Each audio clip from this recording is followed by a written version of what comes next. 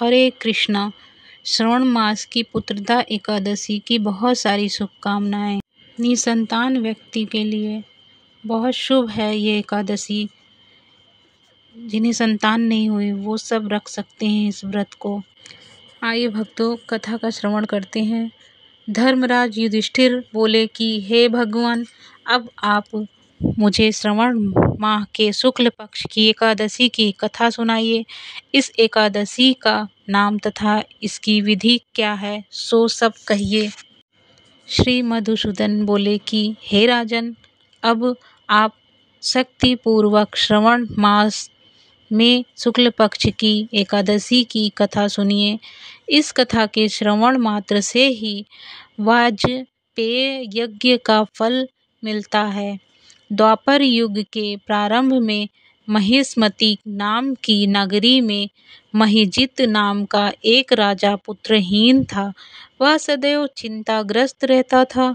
उसे वह राज्य दुखदायी प्रतीत होता था, क्योंकि पुत्र बिना इस लोक और परलोक दोनों में सुख नहीं है। राजा ने पुत्र की प्राप्ति के लिए बहुत यत्न किए, परंतु वह निष्फल गए। जब वह राजा वृद्ध होने लगा तो उसकी चिंता भी बढ़ने लगी। एक दिन उस राजा ने प्रजा को संबोधन करके कहा कि न तो मैंने अपने जीवन में पाप किया और न अन्याय पूर्वक प्रजा से धन एकत्र किया है। न मैंने कभी देवता और ब्राह्मणों का धन छीना है और न किसी की धरोहर ली है। मैंने प्रजा को सदैव पुत्र की तरह पाला है। मैंने अपराधियों को पुत्र और बंधुओं की तरह दंड दिए हैं। मैंने कभी किसी से राग द्वेष नहीं किया, सबको समान माना है। इस प्रकार धर्मयुक्त राज्य करने पर भी मैं इस समय महादुख पा रहा हूँ। सो क्या कारण है, मेरी कुछ भी समझ में नहीं आ रहा है। राजा महिजीत की इस बात को विचारने के लिए मंत्रीगण आदि वन को गए। वहां वन में जाकर उन्होंने बड़े बड़े मुनियों के दर्शन किए।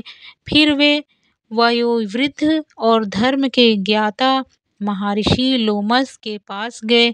उन सब ने जाकर महर्षि को यथा योग्य प्रणाम किया और उनके सम्मुख बैठ गए। उनसे विनय करने लगे कि हे देव, हमारे अहोभाग्य हैं कि हमें आपके दर्शन हुए। इस पर लोमस ऋषि बोले कि ब्राह्मणों, आप लोगों की विनय तथा आपके सद्व्यवहार से मैं अत्यंत प्रसन्न हूँ। अब आप मुझे अपने आने का कारण बतलाइए।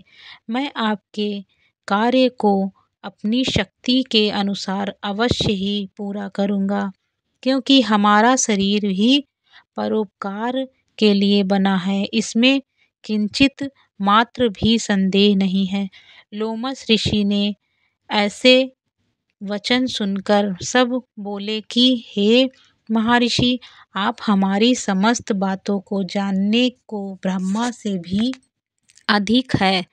महिष्मती नाम की पुरी में एक महिजीत नाम का एक धर्मात्मा राजा है। वह प्रजा का पुत्र ही की तरह धर्मानुसार पालन करता है, परंतु फिर भी पुत्रहीन है। इससे वह अत्यंत दुखी रहता है। हम लोग उस राजा की प्रजा हैं, क्योंकि प्रजा का यह कर्तव्य है कि राजा के सुख में सुख और माने और उसके दुख में दुख माने। हमको उसके पुत्रहीन होने का अभी तक कारण प्रतीत नहीं हुआ। अब जब से आपके दर्शन करे हैं, हमको पूर्ण रूप से विश्वास है कि हमारा कष्ट अब अवश्य ही दूर हो जाएगा। अतः अब आप हमको राजा के पुत्र होने का उपाय बताइए। इस पर लोमस ऋषि ने एक क्षण के लिए नेत्र बंद किए और राजा के पूर्व जन्मों का विचार करने लगे। विचार करके बोले कि हे ब्राह्मणों, यही राजा पिछले जन्म में अत्यंत निर्धन था। तथा बुरे कर्म किया करता था। एक गांव में दूसरे गांव को घूमा करता। एक दिन ज्येष्ठ मास के शुक्ल पक्ष की द्वादशी के दिन 2 दिन से भूखा था। दोपहर के समय एक जलाशय पर पानी पीने गया। उसी समय की ब्याही हुई प्यासी गौ भी वहां जल पी रही थी। राजा ने उसको प्यासी ही हटा दिया और स्वयं जल पीने लगा।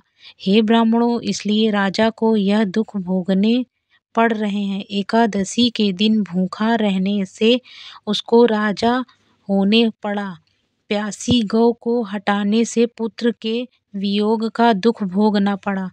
इस पर सब लोग बोले कि हे महर्षि, शास्त्रों में ऐसा लिखा है कि पुण्य से पाप नष्ट हो जाते हैं, इसलिए कृपा करके आप राजा के पूर्व जन्म के पाप नष्ट होने का उपाय बतलाइए, क्योंकि इस पाप के क्षय होने से पुत्र रत्न की उत्पत्ति होगी।